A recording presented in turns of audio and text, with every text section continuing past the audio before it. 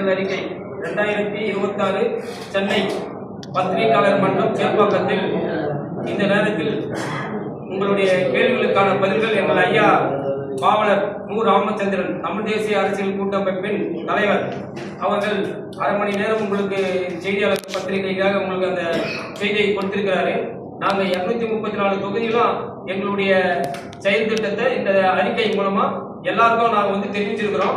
அதனுடைய செயல் திட்டத்தின் மூலமா யார் யார் நம்ம தொகுதி அந்தந்த மாவட்டம் வாரியா நாங்கள் 38 மாவட்டத்திலையும் தமிழ் தேசிய அரசியல் கூட்டமைப்பு சார்பாக வேட்பாளர்களை நாங்கள் கண்டிப்பாக நிறுத்துவோம். அதற்கான முன்னேற்பாடுகள் எல்லாமே நாங்கள் செய்துட்டு வரோம்.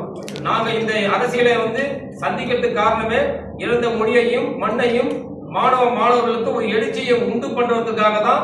நாங்கள் பொருளாதார நெருக்கடியில மிகவும் பின்தங்கி இருந்தாலும் இதற்கான ஒரு கருத்தை நாங்கள் கண்டிப்பா சொல்ல வேண்டும் என்ற முறையில எங்க தலைவர் பாவலர் மு. ராமச்சந்திரன் ஐயாவின் முன்னிலையில இந்த தமிழ் தேசிய அரசியல் கூட்டமைப்பை உலக தமிழர் பேரியக்கம் தமிழர் தன்னுரிமை கட்சி இணைந்து நாங்கள் 234 தொகுதிகளிலும் பிறமொழி கலப்பில்லாத வேட்பாளர்களை நிறுத்துவோம் என்று இந்த 2026 இந்த சென்னை பத்திரிகை மன்றத்தை தெரிவித்துக் கொள்கின்றோம். நன்றி. தமிழர் தேசிய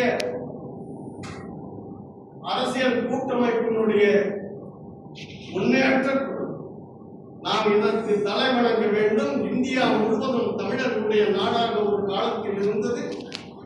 இன்றைக்கும் தமிழர்கள் தமிழ்நாட்டில் மட்டுமல்ல இந்தியாவுடைய பல்வேறு பகுதிகளிலே வாழ்கின்ற மக்களாக இருக்கின்றோம்.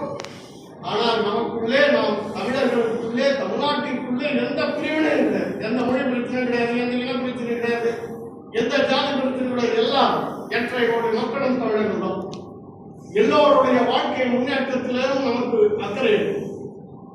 ஆனால் இந்த அக்கறையை முதலில் தமிழர்களுக்கு நாம் சமைத்து படைப்பதுதான் முதல் வேலை என்பதை உறுதி செய்கின்ற நோக்கத்தோடு இந்த 26ஆம் ஆண்டு தேர்தலை சந்திக்க தமிழ் தேசிய அரசியல் கூட்டமைப்பு நினைக்கின்றது. ஆனால் எங்களுக்கு போதிய வல்லமை இல்லை.